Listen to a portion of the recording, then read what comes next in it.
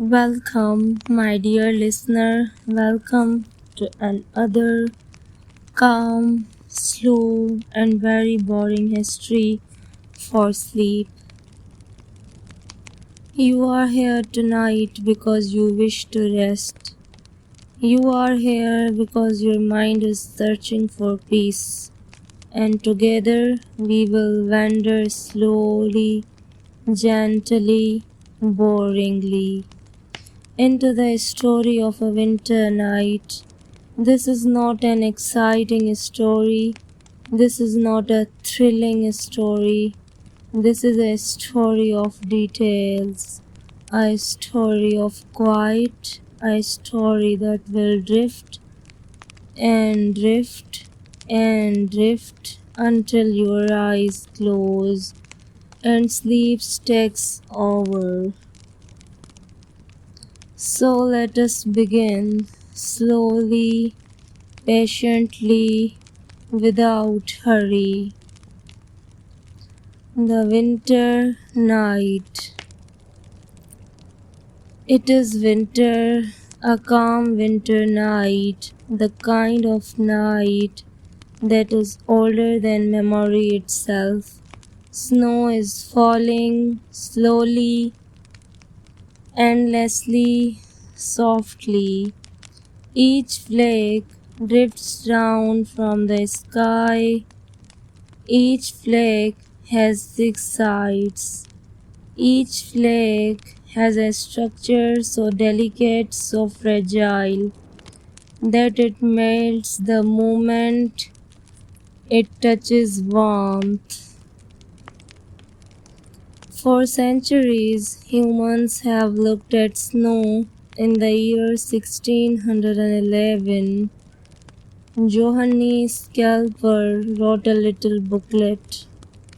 It was titled "On the Six-Cornered Snowflake." In it he wondered why snow always fell with 6 corners. He asked questions, he made guesses, but the booklet was not exciting. It was quite filled with small details, and in those small details, a kind of boring peace was found. Tonight you see the same snow, the same 6-sided flakes, falling, falling, and falling. The air is cold, but still the world is silent except for the soft whisper of the snow. Your breath moves slowly in and out, forming clouds of white mist before your lips. You are walking on a path, an old path, perhaps hundreds of years old. Travelers once walked this path. Farmers once walked this path. Hunters once walked this path. Now you walk it too. Your boots press gently into the snow. With every step, there is a sound. Church, church, church. Always the same, always repeating. On your left side, tall pine trees stand like frozen statues. Each branch bends under the weight of snow. These pine trees are old, some perhaps 100 years, some perhaps 200 years, always standing, always waiting, always silent. On your right side lies a frozen river. It is covered with a sheet of ice. The ice reflects the pale light of the moon. Once in summer, the river flowed with water. Now in winter, it sleeps under ice and snow. And still You walk step after step, breath after breath, deeper into the winter night. The distant cabin. Far ahead, in the distance, you see a light, a warm, soft, golden light. It glows faintly against the dark sky. Slowly, you walk toward it. Slowly, step by step, you move closer. The light belongs to a cabin, a small wooden cabin. A cabin that has stood here for years, perhaps decades, perhaps more than a century. Cabins have a long history. In ancient Scandinavia, people built cabins of wood to survive the cold. Logs were cut, shaped, and stacked carefully, one log upon another, layer after layer. The roof was built with care to keep out rain and snow. When settlers arrived in North America, they too built cabins. In the 1600s and 1700s, simple log cabins were homes for pioneers. The wood was taken from nearby forests. The cabins were plain, functional, and boring, but they were safe and they were warm. The cabin you see now is one of these simple cabins. Its logs are rough, uneven, yet strong. The roof is heavy with snow. The chimney rises quietly, carrying smoke into the night sky. And from the small window, the yellow light glows. Approaching the cabin, you move closer still. The sound of your steps continues. Crunch, crunch, crunch.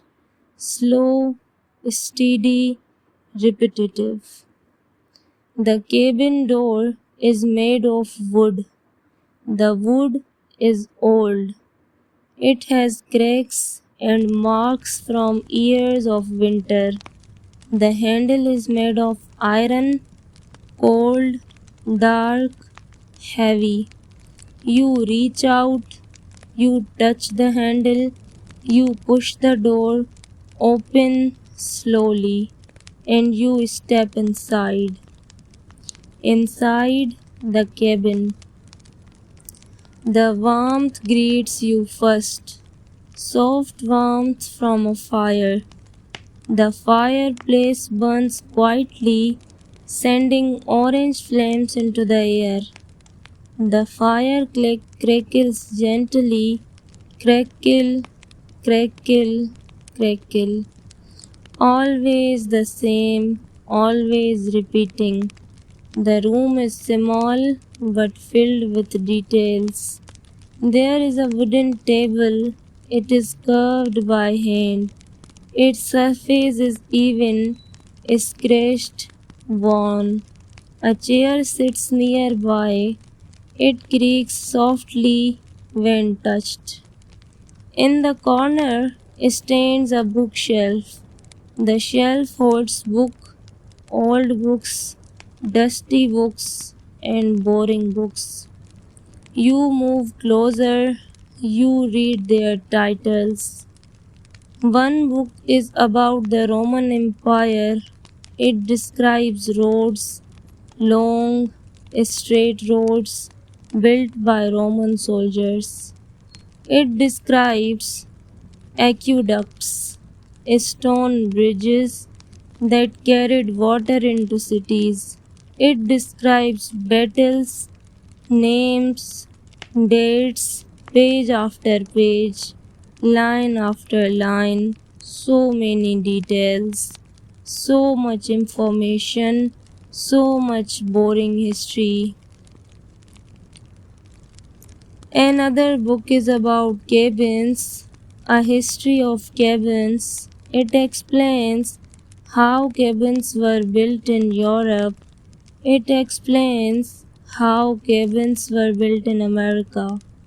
It describes the length of each log, the thickness of each roof, the tools used to cut wood, the nails, the hammers, the saws, all written in long paragraphs, all calm, all dull, all sleepy. You close the book, you let it rest again on the shelf. By the fire, you walk to the fireplace. You sit in the wooden chair. The chair creaks softly under your weight. The fire glows. The flames move slowly, endlessly. They dance in orange, in yellow, in blue. The heat warms your hands, your face, your body. Outside, the snow continues to fall inside. The fire continues to burn. It has always been this way. For years, for decades, for centuries, snow has always fallen in winter. Fires have always burned in cabins.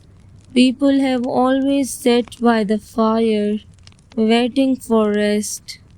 In the year 1620, perhaps someone sat by a fire just like this. In the year 1750, perhaps someone else did too. In the year 1890, another person again.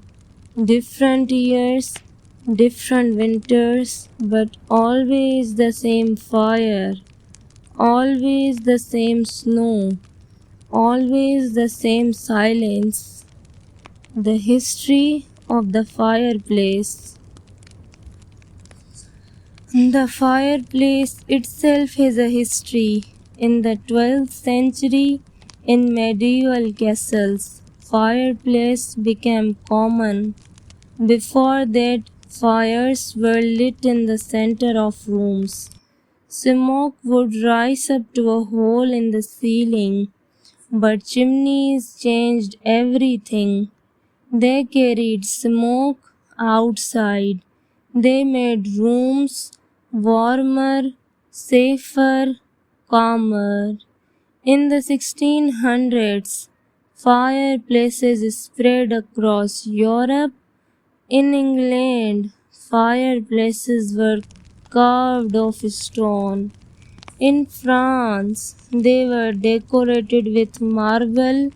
In cabins, they were plain, simple, boring. This cabin's fireplace is plain. It is made of rough stone. The stones are uneven. The stones are heavy, but together they hold the fire, and the fire burns. It has burned for more than 100 winters, winter after winter, snow after snow. The fire has burned, the fire has warmed, the fire has stirred. Rest and repetition. You lean back in the chair, your body grows heavy, your eyes grow heavy, the fire continues, the snow continues, the silence continues, and so does history. Boring history, peaceful history, sleepy history. And tonight, my dear listener, you are the part of this history too. Step after step, breath after breath, moment after moment, until at last You drift into sleep.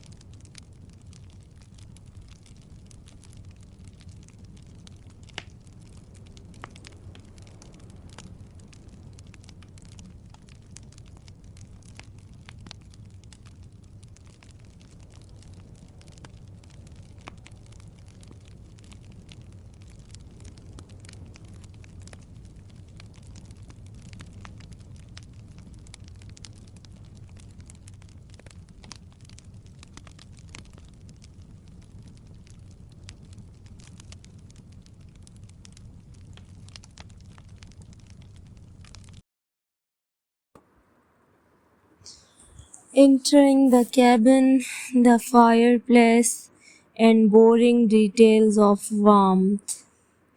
Imagine the heavy wooden door of the cabin slowly opening with a gentle crack. The sound is not alarming, not frightening, but rather steady, ordinary, and perhaps a little monotonous. The kind of sound that has been repeated thousands of times in cabins across centuries. As the door swings open, a faint scent of old timber and forgotten winters drifts out. It is not a strong smell, just a mild one, like wood that has been sitting quietly for many, many years. You step inside and the air changes. The outside was crisp, biting, cold, but the outside was crisp, biting, cold, but the inside is slightly warmer. True, not hot, just enough to notice the difference.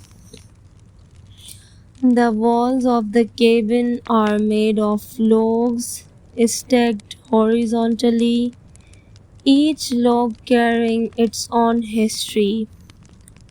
If one looks closely, the surface of the logs is rough, uneven, marked by the time and weather. These marks are not unique because every log cabin has them. For centuries, wooden cabins have been built in the same way. One log placed upon another, interlocked at the corners, forming a square or rectangle. The method is ancient, simple, and has been practiced in Northern Europe, in Russia, in Scandinavia, and later in North America. None of this is exciting, but it is a reminder that cabins have always looked very similar no matter where they are.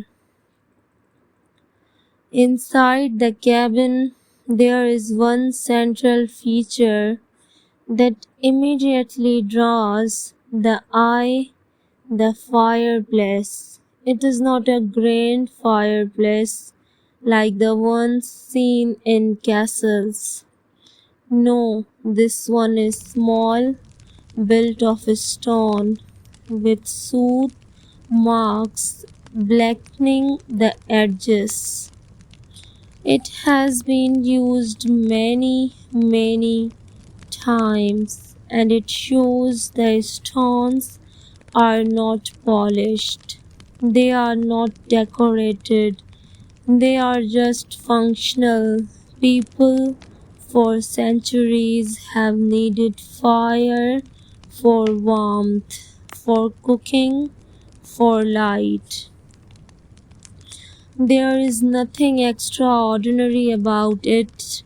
A fire in a fireplace is perhaps one of the most repetitive sights in human history. The firewood stacked beside the hearth in ordinary too. Chopped logs, uneven in size, piled in a rough heap. Firewood has been collected by countless people. Year after year, winter after winter. The act of chopping wood, of stacking it, of carrying it inside is one of the most repeated, most predictable tasks in rural history. It is not glamorous, it is not adventurous, it is just work, and yet, because it has been done so many times, it carries a strange kind of calmness.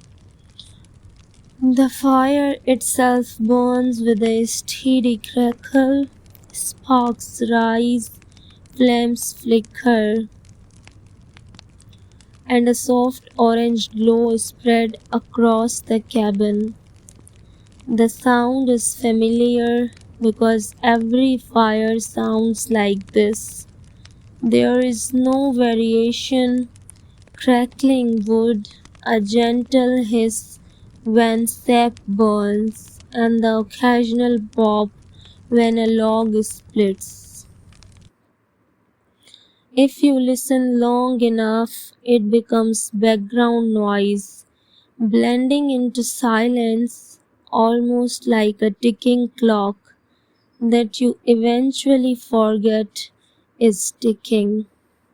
Many travelers in history have sat before such fires, staring onto the flames, not thinking of anything in particular, just letting the warmth soak into their bones, letting the monotony of the fire lull them into quietness.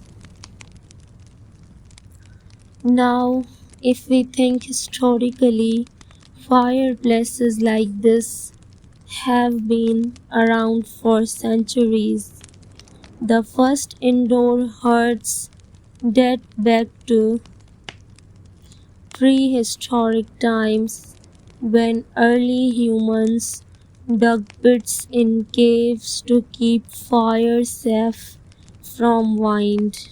Later, in medieval Europe, fireplaces were built in the center of halls, with smoke rising through a hole in the roof.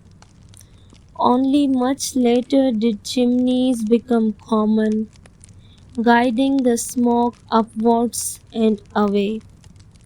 By the time cabins like this were built in the 17th and 18th centuries in North America, fireplaces were a standard feature.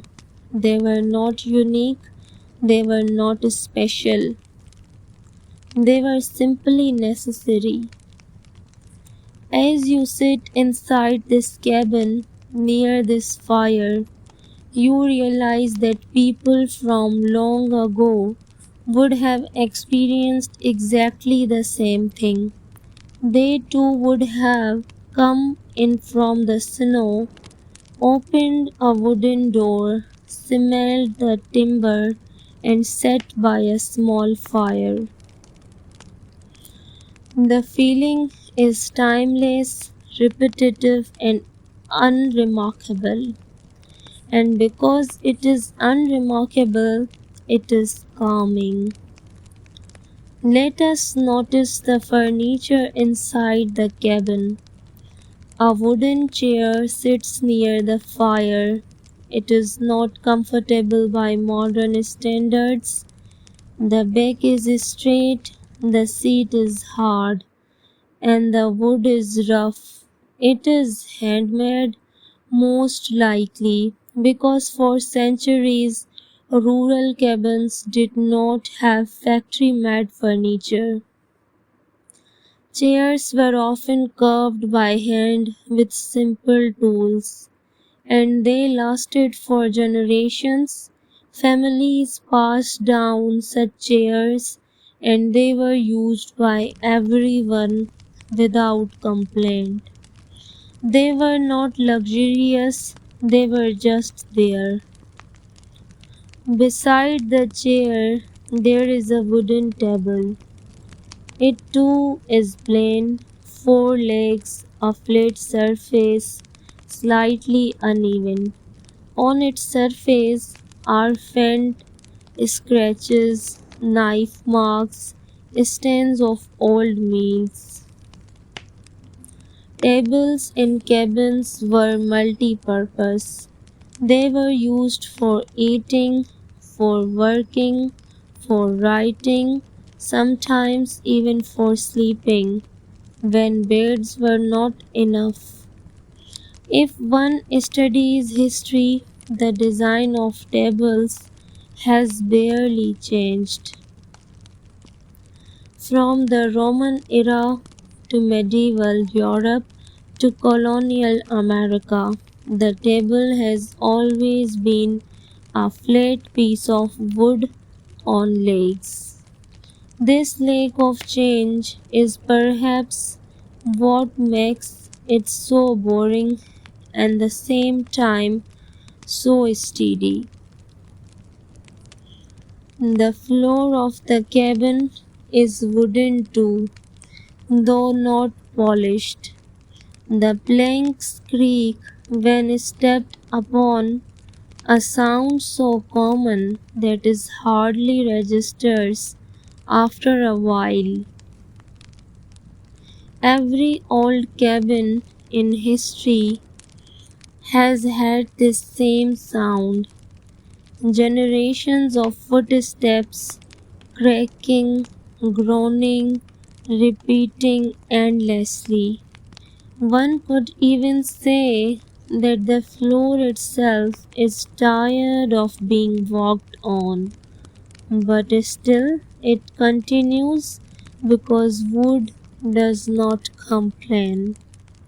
There are shelves along the wall, holding a few objects, a clay jug, a tin cup, a bundle of dried herbs, nothing of great value.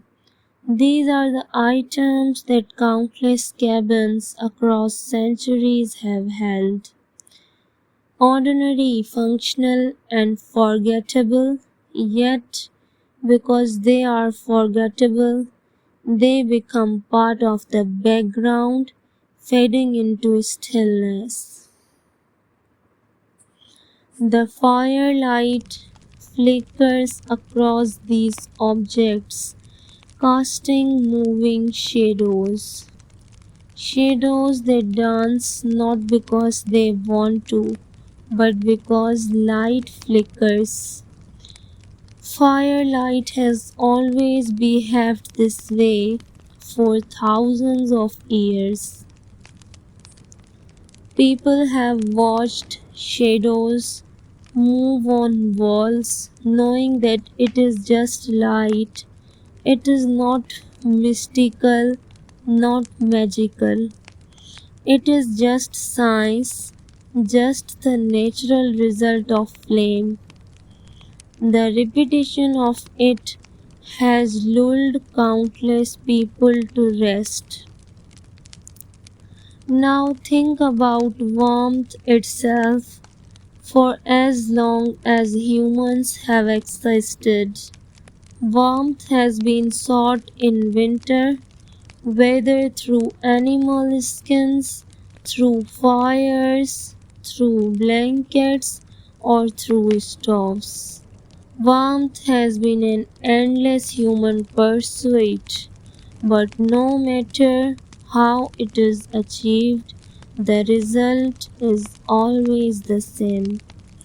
A body that relaxes, muscles that loosen, eyes that grow heavier. The search of warmth may have been a struggle in history, but the experience of finally being warm has always been dull, ordinary, and sleep inducing. As you sit here in this cabin, listening to the fire, surrounded by plain furniture, you realize that nothing here is new. Everything has been done before.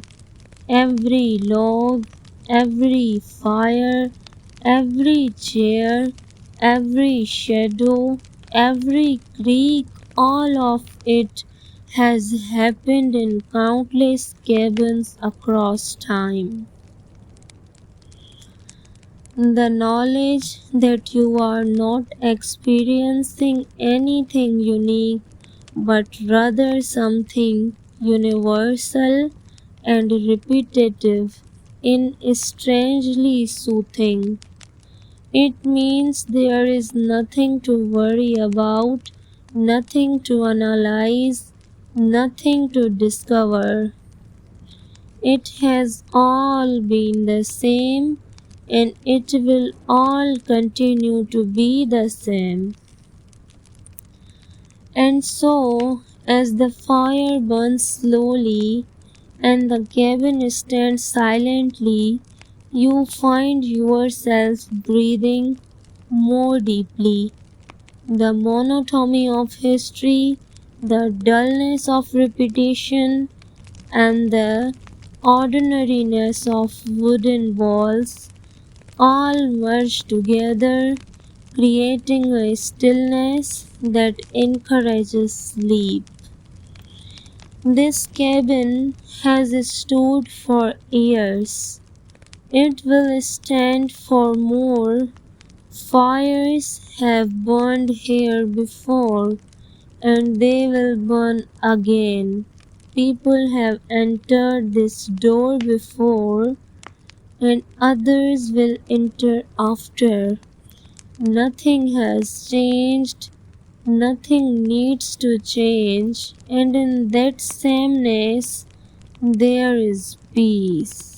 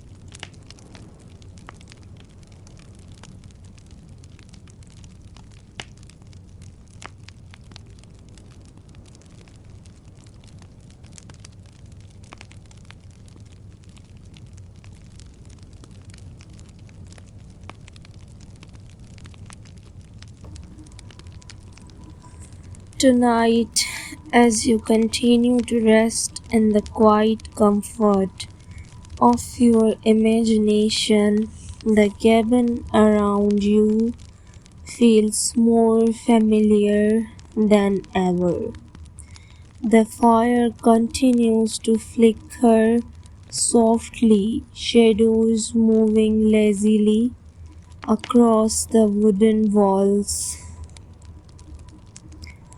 Outside, snow keeps falling, layer after layer, covering the world in silence. And now, in this quiet moment, let us drift into the long, uneventful history of cabins, the kind of history that rarely excites anyone, yet slowly fills the mind with gentle details. This is the story of cabins in Europe and in America, told in the most patient way possible without hurry, without drama. Early European cabins. In Europe, long before modern houses, cabins were among the simplest forms of shelter. They were not fancy, they were not beautiful, but they were useful, built mostly of wood, sometimes of stone. Cabins stood quietly in forests, valleys, and mountain regions. The word cabin itself comes from old languages. In Old French, there was the word cabane, and in Old Italian, there was capana, both meaning a small hut or shelter. These words traveled, changed, and eventually reached the English language.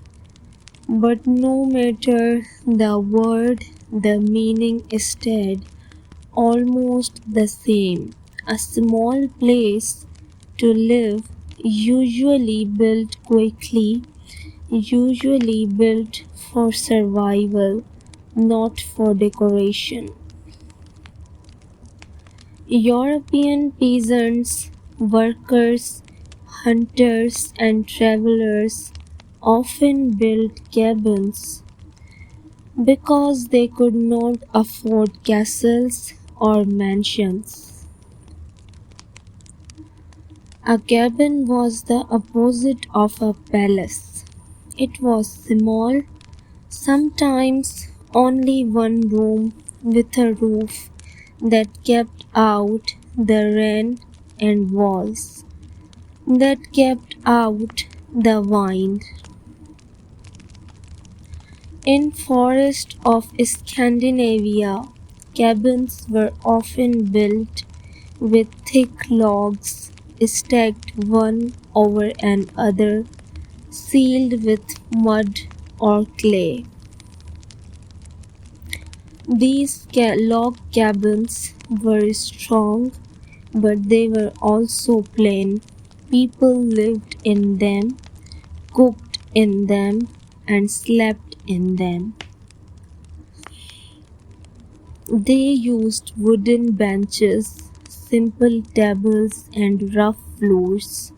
Sometimes animals such as goats or chickens even shared the same piece, especially during winter because warmth was precious. Cabins in Scandinavia. In Norway, Sweden, and Finland, cabins become a part of the culture. A small cabin in the woods, called a stuga in Swedish or hytte in Norwegian, was both a home and a sample of simplicity. Even today, in modern times, people in Scandinavia speak fondly of small cabins in nature where they can escape the busy cities. But in the past, these cabins were not for vacation. These were for survival. Long winters meant people needed thick walls, small windows, and big fireplaces. A cabin was built with patience. Logs were carefully chosen, cut, and placed. Roofs were often covered with turf, grass, or bark, making them look like part of the land itself. Each cabin was similar to the next, nothing special, nothing extraordinary, just wood, stone, and earth. Year after year, people built more cabins.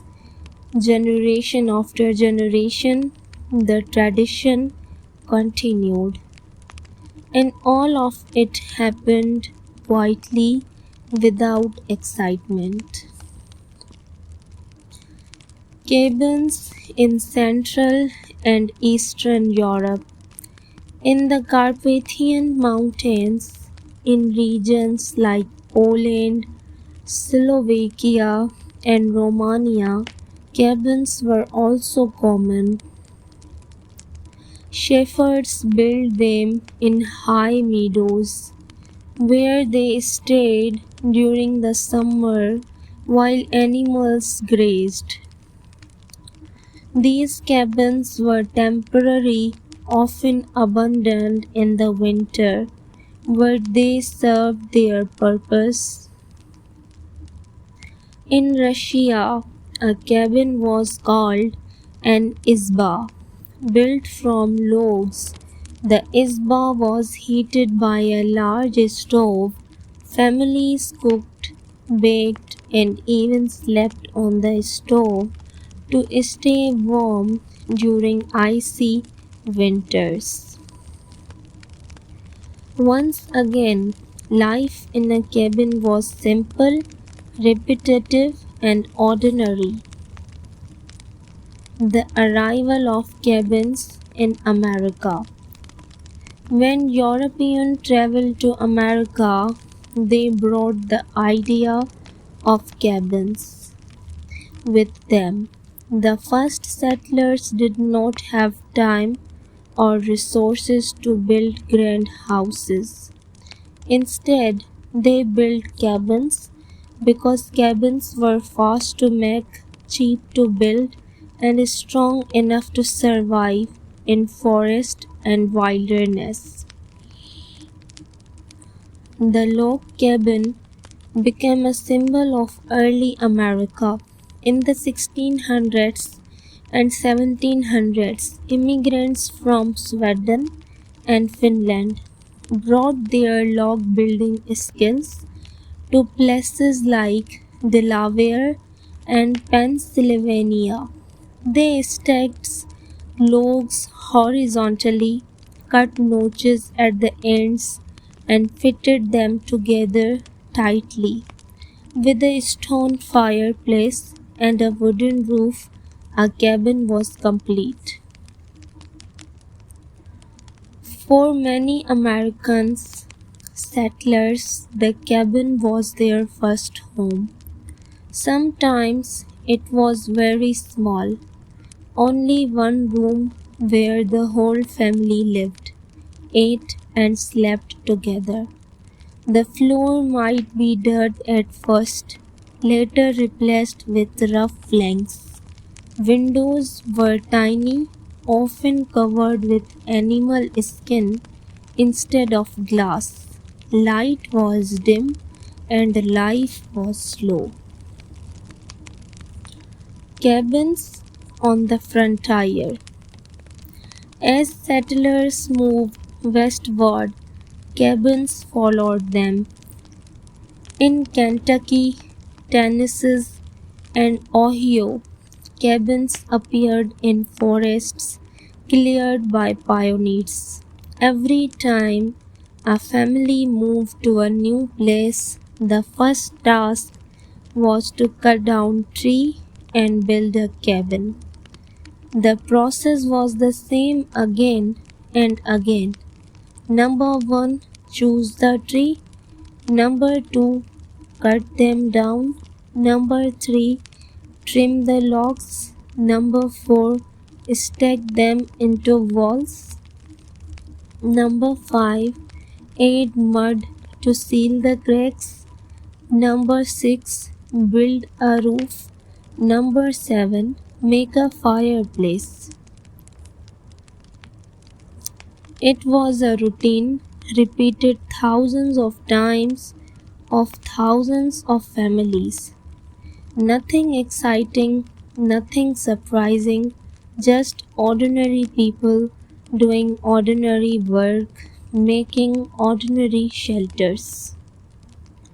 Cabins as symbols. Over time, cabins become more than just buildings. They became symbols of hard work and independence. In the United States, presidents like Abraham Lincoln was famously born in log cabins. Stories of From Log Cabin to White House were told to show how a person could rise from humble beginnings. But the cabins themselves remained the same, plain, small, wooden, and unremarkable. Most cabins did not survive. They decayed, burned, or were abandoned. A few were preserved as monuments, but the majority disappeared back into the earth. Cabins and boredom. What makes the history of cabins especially calm and sleep inducing is the endless repetition.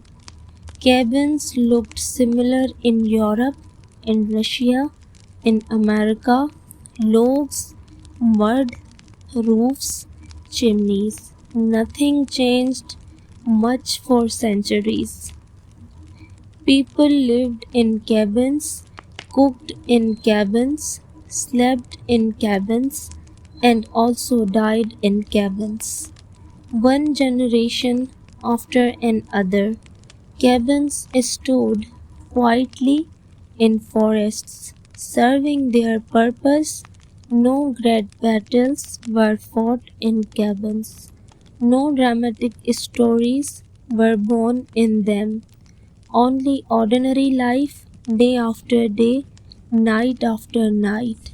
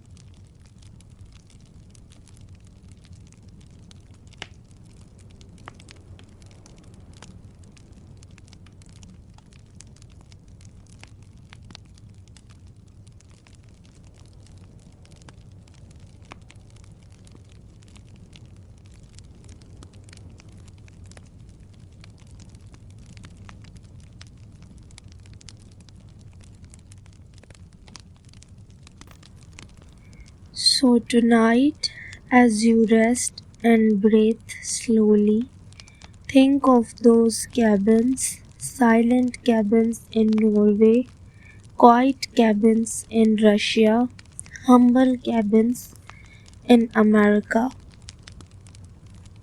All of them standing still, doing nothing extraordinary, just small shelters, waiting in the snow, holding warmth inside, while the cold wind moved outside.